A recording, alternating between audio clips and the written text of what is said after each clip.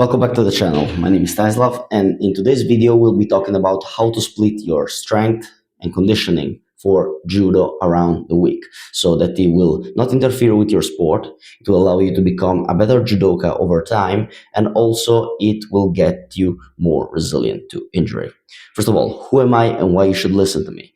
My name is Stanislav. I'm a physical therapist and I'm also a judo black belt, and I practice the sport for 15 plus years. And in the late stage of my career as a judoka, I started to pay much more attention to the world of strength and conditioning because I was tired of going on competition or collegial training and see people who are less technical than me but far more stronger and ripped kill me apart in training. So I started to research and learn how to actually train strength for judo so that I can be competitive and stop getting injured every training. So here's the thing, there are many ways you can split your weight training in judo, and it depends on your goals, on your training preferences, on your judo training, and also your life necessities. Because if you are very busy, of course you have less time to train and you have more constraints around what are the best methodologies, what are the best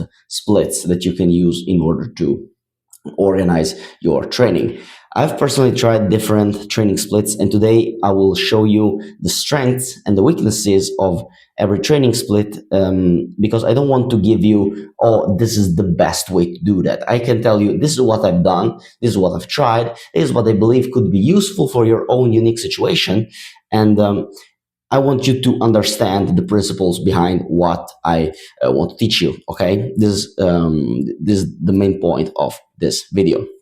And by the way, this is kind of it's not that complicated, but it can sound confusing in the beginning. So if you need more precise help with this stuff, you can DM me on Instagram, or you can hit me comment down in the comment section, or write me an email at the address you find below, or even book a one-on-one call with me when we have a chat around your own training. But let's go to the video. How do you split your judo training and your strength and conditioning? First of all, the thing that you need to understand if you're watching this channel is that judo has the priority. Your skill and judo training and development should be the number one thing on your list.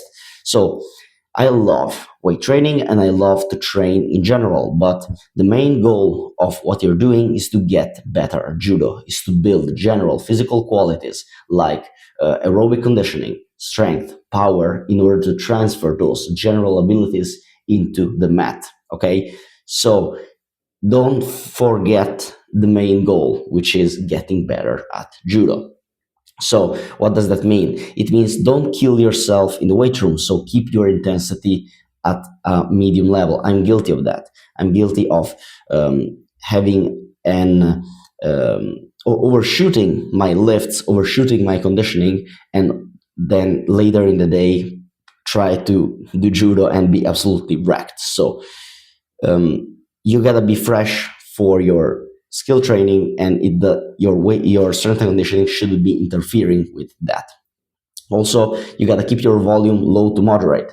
Okay, so you don't have to do the famous 20 sets for muscle groups for hypertrophy, the bodybuilding style of training. I'm not saying that bodybuilding movements are wrong, but using bodybuilding volume, so using the famous 4 per 12 rep range for every lift, will just get you absolutely wrecked and destroyed. And also that much high volume is not useful for judoka, and is not that much useful, especially if you're new to weight training. So since we have this consideration, judo is the priority, you don't have to kill yourself in the weight room, and you should keep your volume low to moderate. Which are the best training splits for judoka?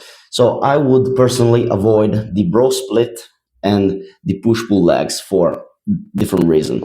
First of all, bro split requires around, I believe, 5 to 6 days a week of training.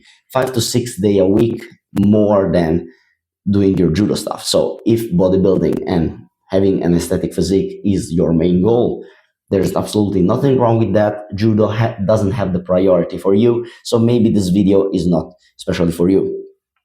But the fact is you are going to perform a lot of volume, you're going to accumulate a lot of fatigue, and your judo training, instead of getting better, instead of feeling stronger on the mat, you're just killing yourself. Okay, so I would not recommend bro split and the push pull legs. They have kind of some utility, because if you're starting, these are very easy program to start. You don't require to overthink that much, and you can start doing them. The problem is that there is too much volume, and it doesn't really. You should build your strength and conditioning program around your judo practice. You have to say, okay, I have judo these days. How can I place the training in a way that it does not interfere with judo, but actually gets me better? And also, the problem with push pull legs, especially, is that it hits muscle groups just once per week, which we know by the research is not as optimal as hitting muscle groups twice or even 3 times per week for hypertrophy and strength I'm talking about. So what I would do instead for judoka, if I have to program his strength and conditioning, would be first of all, ask yourself, and this should be personalized to you, how many times a week do you have to dedicate to your strength and conditioning? I would say minimum 2, maximum 4. Not more than 4, it would be too much. 2 to 4 days a week, 2 to 4 strength and conditioning session would be more than plenty for you to become a better athlete.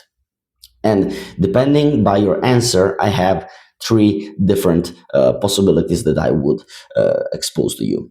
The first is, let's say that you have 2 days a week. If you would have 2 days a week, I would say do just 2-day full body split, because it's easy to fit around the week. All of us got around two slots of 1 hour, 1 hour and a half to put some strength and conditioning. So it's very easy to fit during the week, especially if you're very busy with your school or with your work.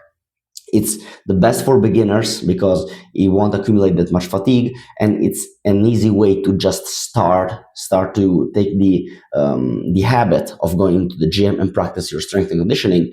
It's also good for intermediates, and it's good if you have time just in the evening to train, because the fact is, to better load, manage fatigue, it would be better if you can train twice in a day. I would explain why it's better to train twice in a day for fatigue management in a later video. Maybe if that's something that might interest my public, but of course, we are not professional athletes, sadly. So we have other problems. We have our family, we have our friends, we have people that we love. We need to dedicate time. We have a job. We have our studies to put into that. So not all of us have the privilege to train twice in a day. So if you don't have time to train twice in a day, to have a double session, 2 days full body split, it's good because you can find time to set that in the evening.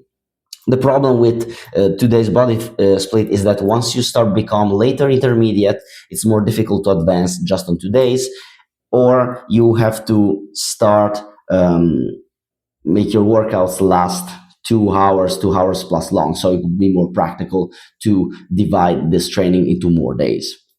If you have 3 days, I would say divide your training into a lower session, an upper session, and a full body session, so that you control fatigue better when you become intermediate, and so session doesn't last as long, and you can hit pretty much all muscles in the body. And right now I'm using lower, upper, and full body as my personal split for strength and conditioning, and I find it very pleasant. I like it a lot, this kind of split.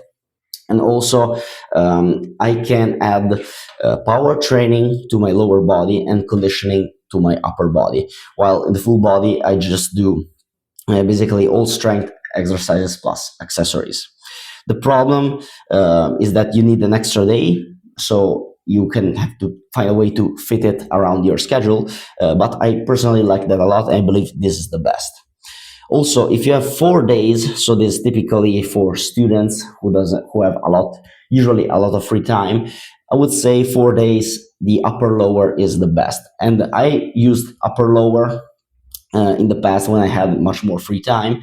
And the pros of upper lower is that you can do huge progress with your strength gains and hypertrophy, and you don't get as much fatigue because exercise are spread along 4 days of training. Personally, when I've done my 4 days upper lower, I had my best increases in strength and hypertrophy. I saw numbers going upper and upper from week to week.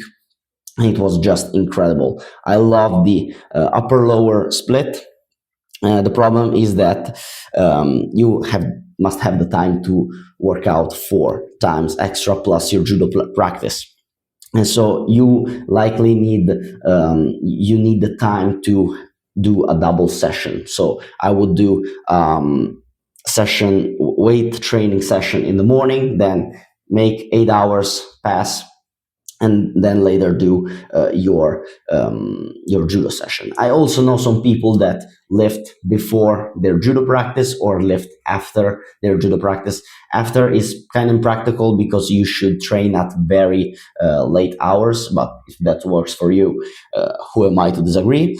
And yeah, I would, if you are doing upper lower 4 days, I would do, first of all, between the same session, before eating the same muscle group, let it rest a couple of days and then do that again. So let's say you do lower on Monday, wait until Tuesday to do another lower session.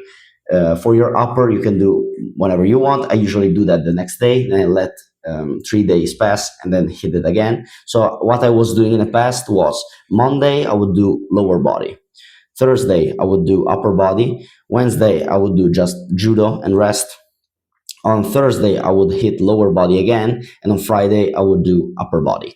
And I was also doing judo 3 to 4 times a week. So I was training around 4 sessions of strength and conditioning and 3 to 4 sessions of judo skill training. So this is how I would split strength and conditioning, weight training if I was if I had 2 days free per week, if I had 3 days to lift, if I had 4 days to lift per week.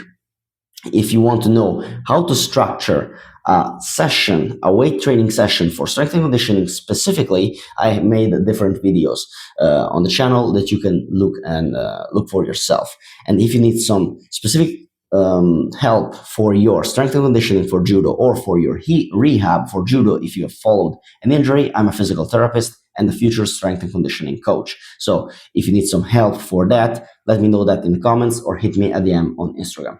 Thank you for watching. Remember to aim upward as always.